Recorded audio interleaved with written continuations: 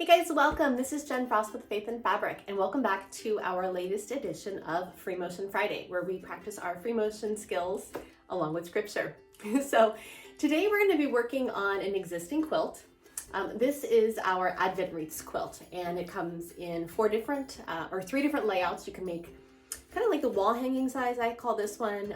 You can rearrange the blocks to go across, in which case you can make it like a table runner, or you can rearrange the 4 weeks of Advent to make a really pretty banner. So this is actually the wall hanging size. And this was made by one of my pattern testers, Sue, because I committed the horrible error of giving away my original, which you should never do, unless you're making a quilt for somebody, and then that's totally okay. But today we're going to be working on this as our basis. And what we're going to be quilting is all of the negative space behind each one of these wreaths, because it's a beautiful space to play with. And so we're going to be playing off this little theme of light. So let's take a look at where we can find light in scripture. Mark 4:21 reads, "And he said to them, 'Is a candle brought to be put under a bushel or under a bed, and not to be set on a candlestick?'" Now, we each have light in each of us, and that's that brilliant light of Christ that he gives us. And think about all the gifts that you have that are a result of that light that you have. You know, for me, I've got this amazing parish community. I've got knowledge that what this world offers isn't it. I know that death is not final. There's so many beautiful things that I receive as knowledge, as light within me from Christ. Now, I want to share with you a story that a woman at my Bible study shared with us. Now, I can't remember if she read this somewhere or if this was a dream she had, but the story itself is beautiful and powerful. Actually, it's really powerful. So what she was telling us was how, again, I think it was that she had this dream where she was on a glass elevator. Okay, so she's on an elevator. And she's going up to heaven, and it's a glass elevator, so she can see everything around her. And as she's going up, she sees another elevator coming down with a lot of people on it. And it's very close to hers.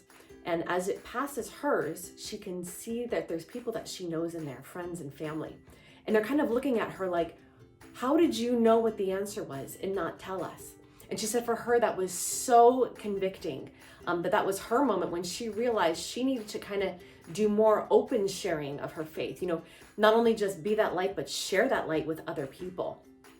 And I think that relates so much to our verse for today from Mark, because you know, you don't buy a candlestick and put it under a bushel. You don't buy a candlestick and put it under a bed. You know, you put that candlestick somewhere where it's going to let that light shine. And that's what we need to do.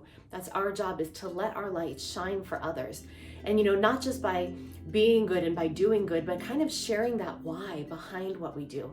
You know, I do this because, or I'm doing this because I value this. And so you really want to, you know, let your light shine and kind of share a little bit of the reason why the light shines so brightly within you. So on that note, let's take a look at the design we're going to make today. So here you can see we're going to be making some beautiful little burning bright lights. So to make this design, I have 3 tips for you. You're going to start with the center, and you're going to make almost like a lowercase e. This is reminiscent of those alleluias we made a few weeks ago. I'll pop the link up here for you. Your second tip is to go around your little e by making a sharp pointed candle flame. Now make sure you make that point sharp at the top. Your third tip is then to surround your flame with a floral pattern. Again, this is also similar to the floral spirals we made a few weeks ago, so I'm also going to put that link up here for you for reference. So let's head over to the machine, and we're going to get started making this really fun design today on our quilt. Let's do a quick supply check. So I've got my purple sulky thread in here. Now you guys, I am a little nervous about this. I was going to at first use this nice dark purple against the dark purple here, but you know, I kind of want to have a little bit of a color contrast. So I'm using a much lighter purple, which you can see is really, really going to show up. So we're going to see how that goes. This is either going to be a great idea or a horrible idea. Regardless, it's a beautiful purple sulky. I've got my slow steady ruler glider mat on here, which is great because this completely decreases any kind of friction. And I've got my hopper foot on here. So let's zoom in here a little bit and get started. So I've already pulled up my bottom thread, And we're going to work through this design by talking through some of the different stages. So we're going to first start off with that letter E. Okay, so there's my E. And you'll see I'm going to stop here. So I'm going to stop right at the bottom. So I came up from the corner and I just made my E and went right back. Now I'm going to come up and I'm going to make that flame where you want that sharp point. You also want to add some movement to your flame. So I'm going to come out, come up a little bit, and then I'm going to come back down on my flame. Here, I'll pause again at the bottom. So you'll see my flame kind of has that nice little sharp candle point to it. Now what we're going to do, just like we talked earlier when we made those spirals with the flower design, we're going to be putting those same spirals all the way around our flame. So let's go ahead and now we'll add the third step. Okay, so we'll come around, obviously a small one there because we're right on the edge. And this is kind of like the heat that comes off the candle, you know, if you want to think of it that way.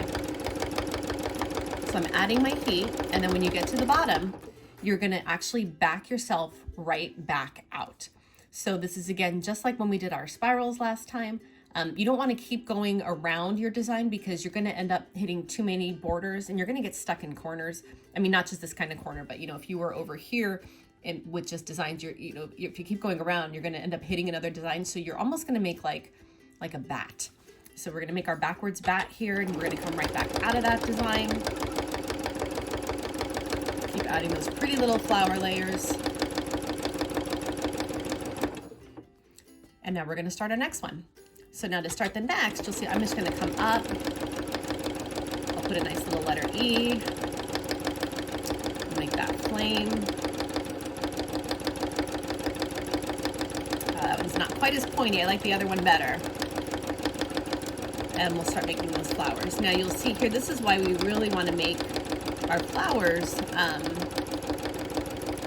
come in and be able to back out. Because again, you see last time we talked, we don't want to just keep going around because number one, you're going to cross lines. You never want to cross lines unless that's part of your design. It can really trick your eye. But we'll just come right back out, and we're going to keep adding our flower layers here. Okay, so there's 2 flames we've made. I actually really like this. I was a little nervous putting it on here, but I think it looks really good. I'm going to pause this. I'm going to speed it up a little bit, and we will meet up at the end. So you can finish your sewing and I will finish mine.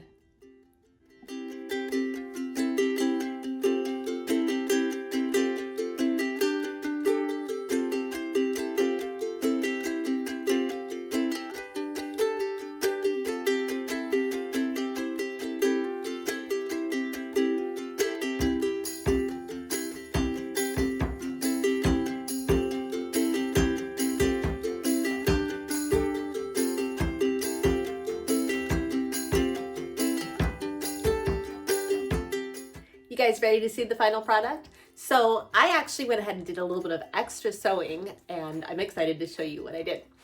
So I'm going to see if you can tell from here. You can kind of see a little bit. This block and this block look a little bit lighter. These two look a little bit darker. And that's because I played with the thread colors, and I'm really happy with the result. So I'm going to bring it nice and close. You could see these are the little candle flames. I love them. They are so cute. And I love how they just look like the candle flame here. So perfect. So these are the candle flames we made here. And I used that same thread down here on the bottom.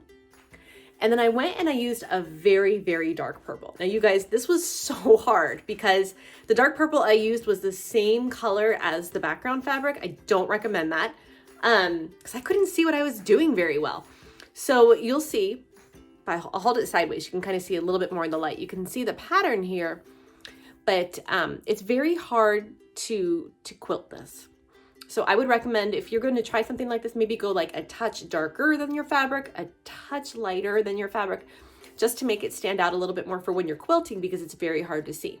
Another alternative would have been if I wanted this dark thread to appear on the front, to have actually stitched it in reverse. So to have used, you'll see the darker thread here on the back shows up a lot better. What I actually could have done is I could have flipped this over, and I probably should have stitched it on the back, knowing that that exact same pattern is going to appear on the front. Now, if you are still really working at your free motion skills and you get a lot of eyelashes, I wouldn't recommend the reverse stitching. I would only recommend the reverse stitching if if the tension issues that some people get when they start free motion quilting are completely worked out. Okay, I hope that makes sense. So I want to talk through a couple pain points I had, because they're probably pain points that if you're working on this specific pattern, on the quilt pattern, I mean, not free motion pattern, but if you're quilting this quilt pattern, you probably ran into some of the same issues. So the first one is, how do you handle these tiny little bottoms? So I'm going to show you on one with a lighter thread because we can see that a lot better. So you'll see what I did is I actually just kind of made a lot of those little flower outlines. I'll squeeze a flame in, and obviously I can't get a full flower around that flame. It's just not going to fit. It's not going to fit at all. So I would make part of a flame, and then I would kind of curve it and curve it again. And then I would just include some of those little flower lumps all the way to get underneath this tight little space. So that's kind of how I worked through that tight space. Now, the tightest space for me was actually going between the candles when I hit the fourth wreath, the fourth week. You'll see here, I ended up having, my nice big candle flames here, and then little itty bitty flames all the way through this section. So definitely a tighter space to have to fill, and it made it a little bit more challenging. But because the flames themselves vary in size all throughout the rest of my design, these smaller ones don't really stand out. It would actually be more noticeable if I didn't try to put something in there, because then you would really see just this empty dark purple fabric. This is where I ran out of my bobbin thread. Another thing I did is up here, you're probably not going to be able to tell too much. I actually got myself into a corner. You could see right here. So I created this little guy, right? And I came around him, and I probably could have tried to squeeze another flower here, but I just I decided to call it. I cut my thread and I moved it to a new spot and I started over. And that's going to happen at times. You're going to work yourself into spots where visually it just isn't going to look right. You try to plan ahead as much as you can. Obviously, when you're quilting in tight little spaces like this is a very tight little space because, I've got the candle flame, I've got the wording up here of the applique. It gets a lot more challenging to fit in those spots. So there's times when you just cut it, tie it off, and you start back over, okay? So I hope you guys enjoyed making this with me. If you haven't picked this pattern up already, there is a link to it on the bottom. And I hope you guys are letting your light shine every day. Again, it's not something you want to stick under your bed or under a bushel. Let your light shine for all those people who are around you. Let the light of Jesus shine to everyone around you. If you enjoyed this video, I would love to hear how this quilting goes for you. Give me a comment down below. With how it turned out. Were you more happy with a lighter color? Did you go with a darker color thread? Did you alternate threads like I did? I think I'm partial to that, just for some visual interest. And I hope you're subscribing because we've got so much more content coming out soon. So enjoy your day, enjoy your week, happy quilting, and let that little light shine. Take care.